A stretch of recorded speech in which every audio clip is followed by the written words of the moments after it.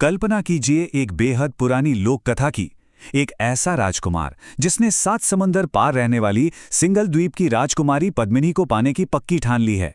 सुनने में आम कहानी लगती है ना, लेकिन इसमें रहस्यमयी परियां हैं, श्राप देने वाली जादूगरनियां हैं, और तो और साक्षात देवताओं का सीधा हस्तक्षेप है। लोक कथाओं के एक शोधकर्ता के रूप में आज हम पद्मिनी की खोज के पन्नों को पलटेंगे।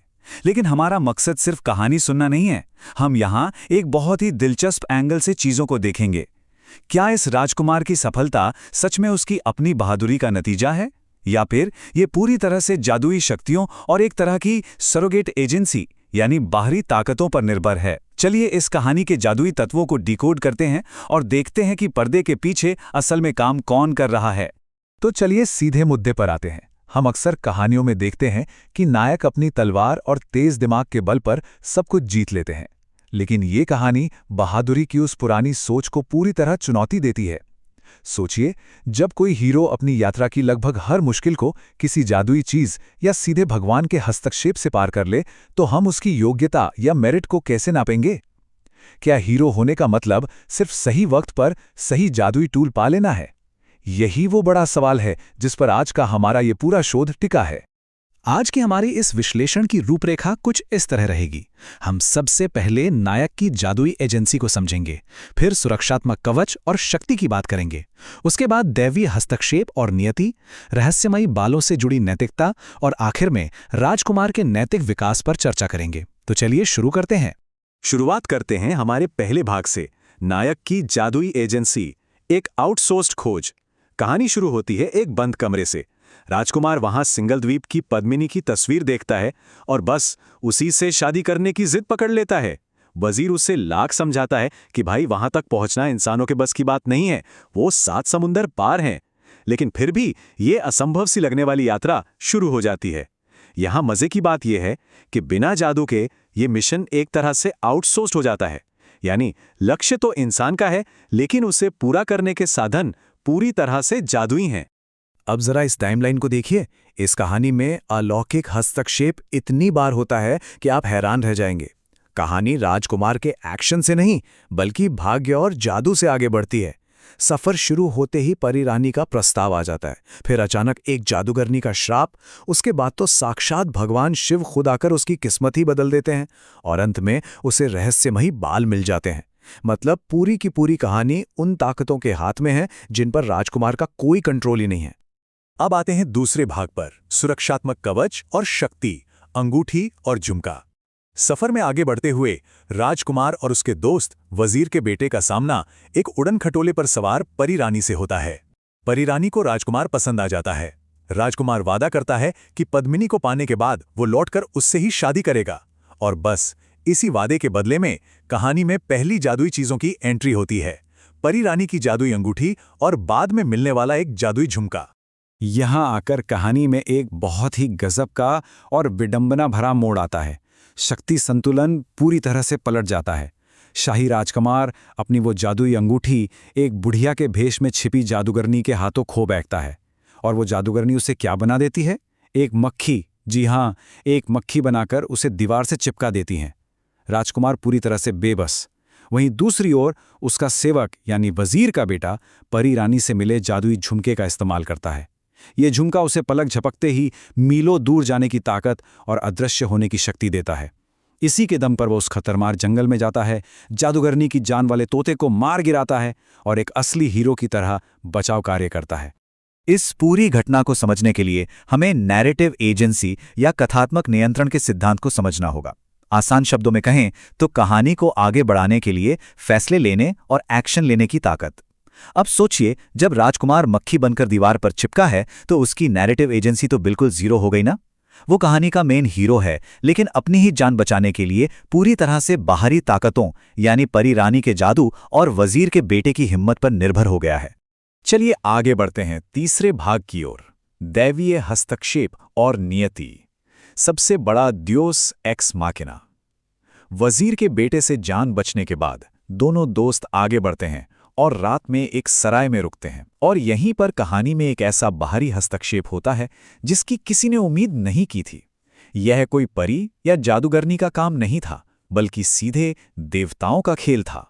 रात के घुप अंधेरे में जब राजकुमार गहरी नींद में सो रहा होता है, तब आसमान से भगवान शिव और माता पार्वती अपने विमान से गुजर रहे होते हैं। पार्वती जी की नज़र नीचे सोते हुए राजकुमार पर पड़ती है। शिवजी उन्हें बताते हैं कि पास के ही नगर में एक बेहद खूबसूरत राजकुमारी की शादी एक अयोग्य काने वर से हो रही है, और इसके बाद जो होता है वो इस लोक कथा का सबसे बड़ा टर्निंग पॉइंट है। भगवान शिव अपना विमान नीचे उतारते हैं और सोते हुए राजकुमार को उठाकर सीधे उस काने वर की जगह मंडप में रख देते हैं। जरा सोचिए इस बात को, एक ऐसा नायक जो अपनी ही शादी के दौरान सचमुच खर्राटे ले रहा है, उसने अपनी तरफ से कोई कोशिश नहीं की, उसकी किस्मत तो नींद में ही बदल दी गई। और सबसे दिलचस्प बात तो ये है कि बिना कुछ किए हुए इस दैवी शादी के जरिए उसे सिर्फ एक नई पत्नी ही नहीं मिलती, बल्कि आगे के सफर के लिए सबसे शक्तिशाली जादुई हथियार भी मिल जाते हैं। जब सुबह राजकुमार की आंख खुलती है और उसे पता चलता है कि उसकी शादी हो चुकी है, तो वो अपनी इस नई पत्नी को वादा करता है कि वो लौटकर जरूर आएगा। इसी के बदले में वो राजकुमारियों से 2 रहस्यमयी बाल देती है, एक काला और एक सफ़ेद। और यकीन मानिए, यही बाल आगे चलकर सबसे निर्णायक उत्प्रेरक या कैटलिस्ट बनते हैं। अब हम पहुंचते हैं भाग 4 पर, रहस्यमयी बाल और नैतिकता पूर्ण शक्ति। कहानी अब अपने क्लाइमैक्स पर है। हमारा राजकुमार अब कोई भटका हुआ बेबस यात्री नहीं रहा। इन रहस्यमयी बालों ने उसे असीमित शक्ति का स्वामी बना दिया है। लेकिन इतनी भयंकर जादुई ताकत मिलने के साथ ही व्यक्तिगत योग्यता और नैतिकता का एक बहुत बड़ा सवाल भी खड़ा हो जाता है। जरा इस चार्ट को ध्यान से देखिए, उन जादुई वस्तुओं का प्रभाव देखिए जिन्होंने सफलता की नींव रखी। परी की अंगूठी और झुमके ने तो बस जान बचाई थी, लेकिन ये काला और सफेद बाल, ये तो पूरा गेम ही पलट देते हैं। काला बाल जलाते ही एक खतरनाक राक्षस प्रकट होता है जो राजकुमार को तुरंत पद्मिनी के महल तक टेलीपोर्ट कर देता है, और सफेद बाल वह रातों रात एक पूरी के पूरी भव्य बारात खड़ी कर देता है। जो राजकुमार कल तक एक आम इंसान था, वह अब एक खूंखार अलौकिक शक्ति बन चुका है। अब यहाँ उन नैतिक सवालों पर गौर करना जरूरी है जो जादू पर इस पूरी निर्भरता से पैदा होते हैं। पद्मिनी के महल के बाहर काले बाल का इस्तेमाल करके राक्षसों की एक पूरी फौज बुला ली जाती है, और वो राक्षस क्या करते हैं, पलक झपकते ही महल के निर्दोष पहरेदारों को मौत के घाट उतार देते हैं। यहाँ कोई सम्मानजनक तलवारबाजी नहीं हुई, कोई युद्ध कौशल नहीं दिखाया गया। फिर सफेद बाल जलाकर एक शानदार बारात सजा दी जाती है। जब पद्मिनी के पिता बाहर आकर इस अकल्पनीय जादुई ताकत और अपनी खत्म हो चुकी सेना को देखते हैं, तो उनके पास घुटने टेकने के अलावा कोई चारा नहीं बचता। देखा जाए तो व्यक्तिगत योग्यता और जादुई निर्भरता के बीच का जो तराजू है, वो पूरी तरह से जादू के पलड़े में झुक जाता है। तो अब आते हैं हमारे आखिरी और सबसे महत्वपूर्ण भाग पर, भाग 5, राजकुमार का नैतिक विकास, वादों का सम्मान। अगर राजकुमार की सफलता, उसकी लड़ने की क्षमता, सब कुछ उधार ली गई जादुई शक्तियों पर ही टिकी थी, तो फिर इस पूरी कहानी में हमारे नायक का अपना योगदान क्या रहा? उसका नैतिक विकास कहाँ है? इसका जवाब हमें कहानी के एकदम आखिरी हिस्से में मिलता है, और ये शक्तियों में नहीं बल्कि उसके चरित्र की ईमानदारी में छिपा है।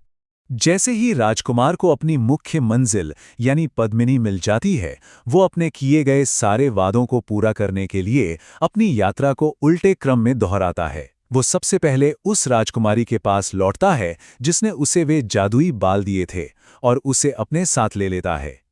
उसके बाद वो परी रानी के बगीचे में जाता है और उसे भी अपने साथ चलने का निमंत्रण देता है। वो उन सभी अलौकिक सहयोगियों का पूरा सम्मान करता है जिन्होंने उसकी जान बचाई थी। परियों की ये उपस्थिति ही राजकुमार के इस नैतिक विकास को सबसे ज्यादा उभार कर सामने लाती है। अब इस चार्ट पर नजर डालिए। यहाँ हमें राजकुमार की एक अद्भुत प्रबंधकीय या मैनेजेरियल स्किल और कूटनीति देखने को मिलती है।